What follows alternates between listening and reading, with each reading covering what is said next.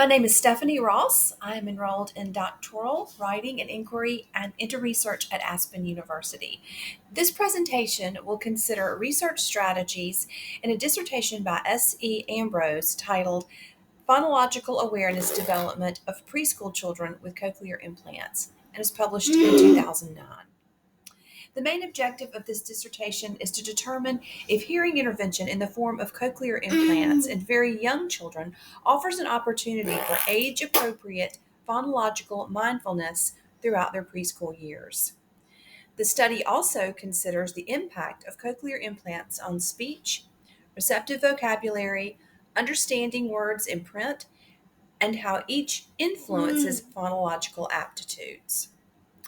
The method involved testing two groups of learners ages 36 to 60 months.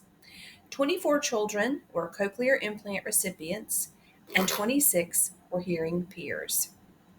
Tests used in the study included the Goldman-Fristow test of articulation, Peabody Picture Vocabulary Test, and the Preschool Language Scale. The study considered the following three research questions. Can preschool children who have been using cochlear implants for a minimum of 18 months reach the same levels of phonological awareness ability as their hearing peers before the onset of literary instruction? The second question, how do the speech perception, speech production, general language, receptive vocabulary, and print knowledge skills of preschool age children with cochlear implants compare to those of their normally hearing peers?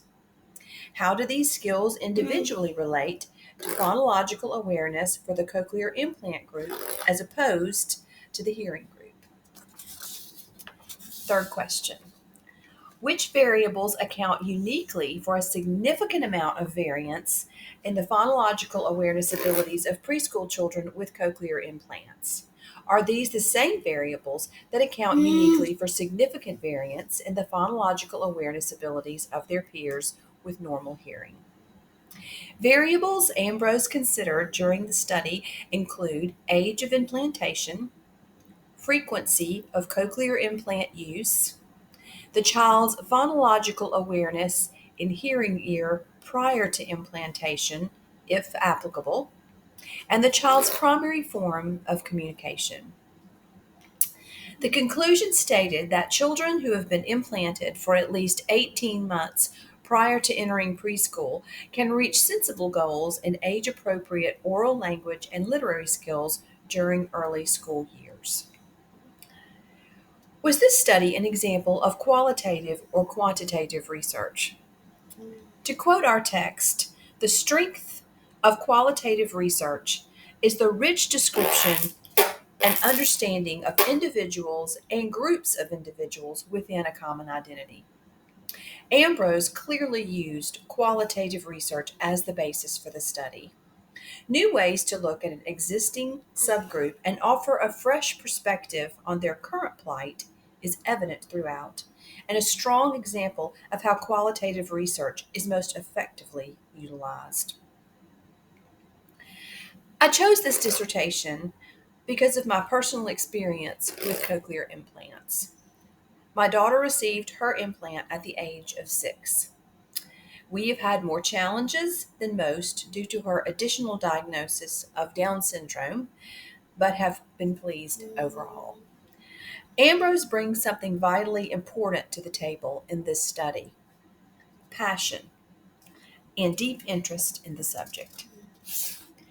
In the acknowledgments, gratitude to parents for helping encourage the love and respect for the deaf community since childhood is heartfelt and sincere.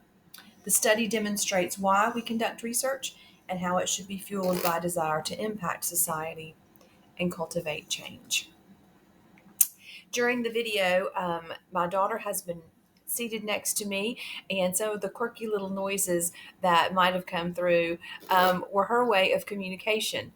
So it's very interesting to me, and I'm very grateful that this type of research has been conducted, and I hope that it will continue to be conducted in the future. As I think towards my dissertation upcoming in months from now, I really want to have this same passion.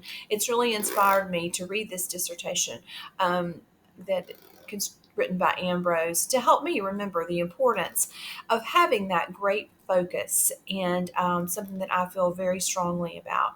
And I know that I have had ideas in the past, and I hope that I will continue to develop those going forward. And remember this. That when we do research, it needs to be fueled by something other than just we're sitting down and doing just sort of a mindless study.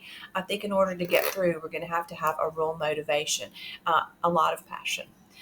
Thanks so much, and appreciate your time for this presentation.